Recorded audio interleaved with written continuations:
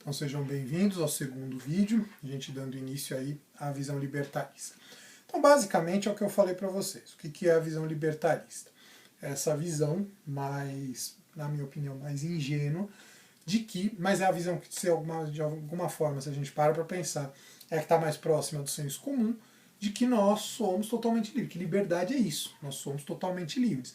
É eu poder definir as minhas escolhas, poder ser o agente das minhas escolhas. Basicamente, é isso que se defende no senso comum, quando a gente fala de liberdade. A gente vai ver dois pensadores que, de alguma forma, tocam a questão liberdade, até dão uma certa responsabilidade para nós diante dessa questão da liberdade, mas assim, o que eu já disse no vídeo anterior, eu não acho que são propriamente pensadores que defendem um libertarismo. Porque é difícil você defender que nós somos total responsáveis pelas nossas escolhas. Isso é uma visão até muito liberal, que a gente vai falar, quando for falar do Marx, eu vou fazer um pouco essa oposição entre o liberalismo e o marxismo, as ideias de esquerda, enfim. Mas, basicamente, a gente vai falar um pouco do Aristóteles, né? E aí retomar um pouco lá o Sócrates, que a gente falava no começo do ano, e o Santo Agostinho, que eu até citei no vídeo anterior, na verdade citei muito por acaso, embora eu sabia que eu ia falar do Santo Agostinho, na verdade na hora nem me passou pela cabeça. Mas enfim, vamos lá. Aristóteles. O Aristóteles é um filósofo grego, né? É um dos três grandes, a gente tem os três grandes filósofos, que são os que lançam as bases de todo o pensamento filosófico, que são Sócrates, o Platão e o Aristóteles. Né? Então, lembrando lá que a gente via no começo do ano, a gente tem os pré-socráticos, que são aqueles primeiros filósofos que falaram sobre a natureza e tal. Vem os sofistas e a fase antropológica da filosofia, e aí começa esses filósofos que de alguma forma marcaram a reflexão. São Sócrates, o Platão e o Aristóteles. Na filosofia grega, de maneira geral, há uma certa tendência a não se acreditar na liberdade. Na cultura grega não se vê muito essa questão da liberdade. Tanto que eu brincava lá no vídeo passado sobre a ideia de destino. Essa ideia de destino como algo traçado, você nasceu com um destino traçado, você vai ter que cumprir esse destino independente meio que da sua vontade, inclusive, que na verdade não tem vontade. Essa ideia ela está muito ligada à visão de destino dos gregos. Não? Porque para os gregos não existe muito liberdade. Mesmo na visão filosófica, na semana que vem, quando eu for falar falar mais especificamente do determinismo, eu vou trazer lá o mito do Édipo, que representa bem essa ideia do como a liberdade não existe no pensamento grego. De acordo com a visão dos gregos, né, e aí na filosofia, quando a gente pega, por exemplo, o pensamento do Sócrates, praticamente não existe liberdade, porque o que vai definir as minhas ações é o conhecimento do bem ou o não conhecimento do bem, a ignorância em relação ao bem. Então, por exemplo, se eu faço uma ação que é correta, essa ação é consequência do meu conhecimento do bem. Quem faz algo ruim não faz por vontade. Quem tem atitudes egoístas, atitudes erradas, atitudes prejudiciais aos outros, não faz por vontade. Faz por ignorância do bem. Então, basicamente, no pensamento grego, não existe liberdade. No pensamento socrático, não existe liberdade. Não existe a ideia de vontade. De eu fazer algo porque eu quero, porque eu deixo de fazer. Com exceção do pensamento aristotélico. Aristóteles é o primeiro na história da filosofia ocidental que vai colocar a ideia de vontade. Para ele, é pelo fato de existir a vontade que nós temos aí a liberdade. Porque afinal, se eu faço as coisas pela minha vontade, então sou eu que estou determinando. Então, a ética aristotélica ela está muito construída em cima da ideia de vontade. Eu faço aquilo que eu quero, eu deixo de fazer aquilo que eu não quero. E aí eu posso muito bem decidir fazer algo, optar por fazer algo que seja ruim, seja prejudicial, mesmo que esse algo não seja, mesmo né, sabendo que esse algo é ruim, que esse algo é prejudicial, mas porque eu quis, porque foi minha vontade, porque vai me trazer algum benefício. Eu posso muito bem, sei lá, roubar alguém, passar a perna em alguém, puxar o tapete, sei lá, porque isso vai me trazer alguma vantagem, mesmo que eu saiba que isso é errado. Né? Então, ou seja, existe a vontade. E aí, dentro dessa ideia, o Aristóteles vai dizer que, assim, primeiro, ele vai dizer que todas as nossas ações são hábitos. Então, o que ele chama de segunda natureza. É algo que a gente não nasce naturalmente, mas a gente aprende no decorrer da nossa vida. A gente desenvolve. E se a gente for parar para pensar, tudo o que a gente faz praticamente é hábito. Porque não é algo natural, não são comportamentos naturais. Praticamente, comportamento natural é dormir e se alimentar. Praticamente é só isso. Todo o resto é coisa que a gente aprende no decorrer da vida. E aí o Aristóteles vai dizer que a gente tem que aprender a cultivar o que ele chama de hábitos bons, as virtudes, e evitar o vício. Essa dualidade, né, essa questão, aí, isso vai ser a base da sua visão de liberdade, da sua visão de ética e tudo mais. Então, para o Aristóteles, eu tenho que buscar a educação, a ética no pensamento aristotélico visa a chamada eudaimonia. Eudaimonia a gente costuma traduzir por felicidade. Né? Basicamente, então, é essa ideia. Que me traga a felicidade, os hábitos bons, as virtudes, para eu evitar os hábitos ruins, os vícios. Basicamente, o pensamento aristotélico, então, é isso. Aí, a ideia de vontade, que é algo que garante muito a liberdade, é uma ideia que vai ser muito desenvolvida no pensamento cristão. Porque a vontade ela vai estar muito associada também à questão do pecado, ou a evitar o pecado e tudo mais.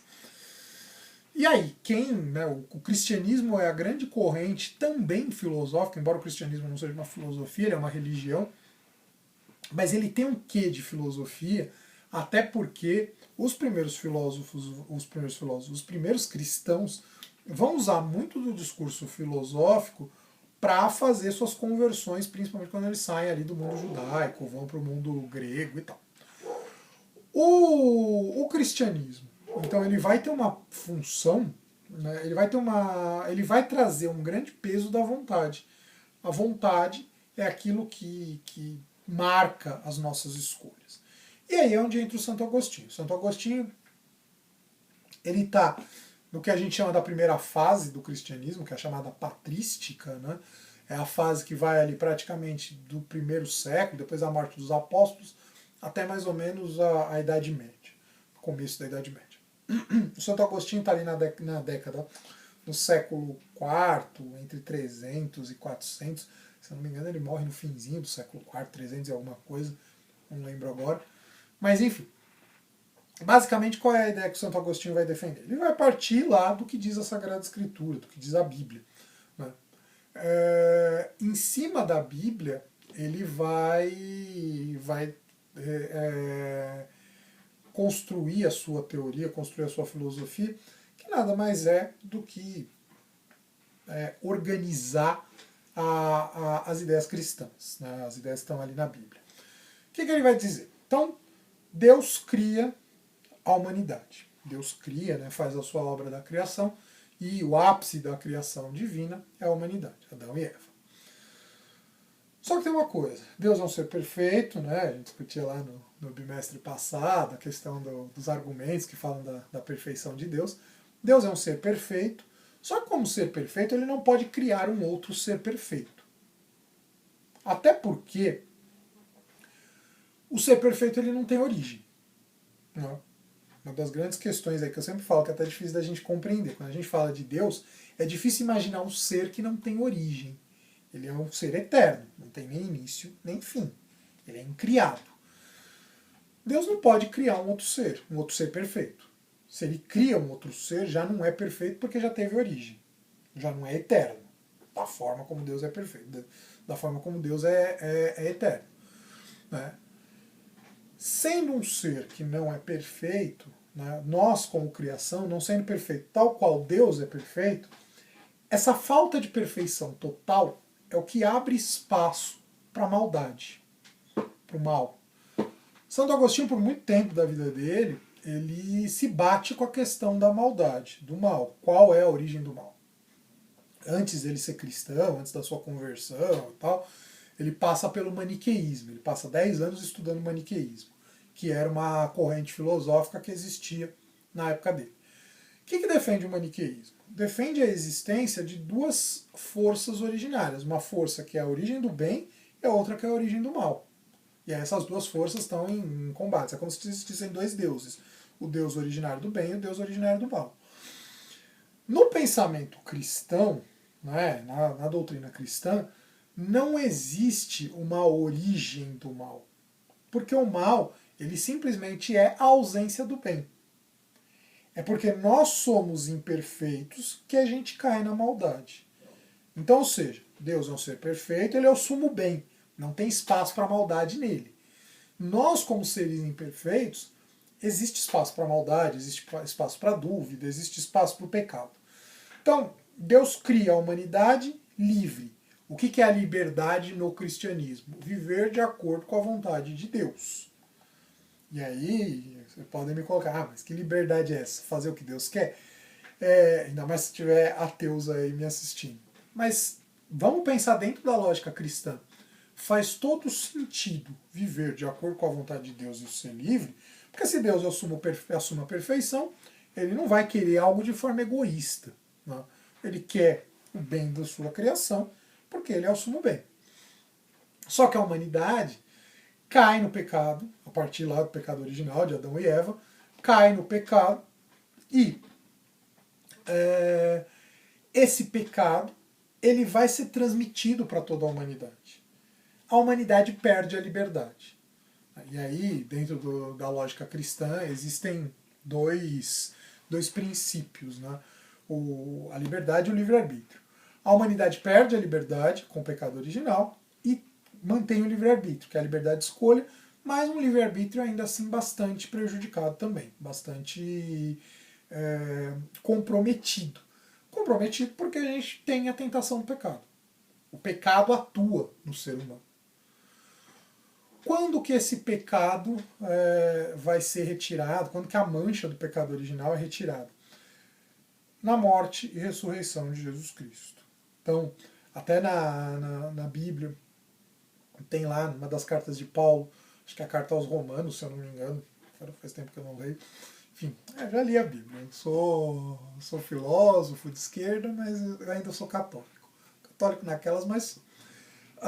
O Santo Agostinho, então, nas cartas de Paulo, tem um trecho que ele fala da ideia dos dois Adões. Se eu não me engano, é a carta aos Romanos. A ideia dos dois Adões. O primeiro Adão é pelo qual o pecado veio ao mundo, e o segundo Adão, que é Jesus Cristo, né, ele vai fazer essa analogia, é pelo qual o pecado deixa o mundo, o pecado é retirado. A partir da morte e ressurreição de Jesus Cristo, vem a ideia da graça, que é uma força que vem de Deus, enfim, graça é aquilo que é dado, né? Então, ou seja, nós não temos merecimento, mas Deus, em seu infinito amor, dá à humanidade a graça, e assim a humanidade pode voltar a viver de acordo com a vontade de Deus. Claro que, né, mesmo com a graça, a salvação e tudo mais, ainda assim, enquanto a gente vive nesse mundo, você vive a tentação, você vive o conflito, de um lado a graça e do outro lado o pecado. Né? Vejam que aqui também, além da questão do cristianismo, tem eco do platonismo. Né? Porque para o Platão, né, o mundo das ideias é um mundo perfeito, e o mundo sensível, o mundo material, é o mundo da corrupção. Né? O mundo que a humanidade se perde, a humanidade se deixa corromper, enfim. O Santo Agostinho bebe também do platonismo. Né? Então o Santo Agostinho, ele pega, ele sofre as influências do pensamento platônico, e junto com o cristianismo ele forma essa teoria toda, né, que é a base da doutrina cristã até hoje. Né? A humanidade perde sua liberdade com o pecado original de Adão e Eva, mas a humanidade resgata a sua liberdade, ou Deus permite que a humanidade receba a graça para poder resgatar a sua liberdade. Tanto que Paulo, também mais uma vez, fala lá na carta aos Gálatas, uma das cartas dele, é para a liberdade que Cristo nos libertou. Ou seja, a liberdade é o elemento que é resgatado com a obra da salvação de Jesus Cristo. Bom, basicamente é isso que eu queria dizer nesse segundo vídeo. Como eu disse, os dois pensadores não são propriamente defensores de um libertarismo, que nós somos totalmente responsáveis pelas nossas ações e pelas nossas escolhas, mas sim, defendem a vontade como o elemento central das nossas escolhas. A vontade se sobrepõe.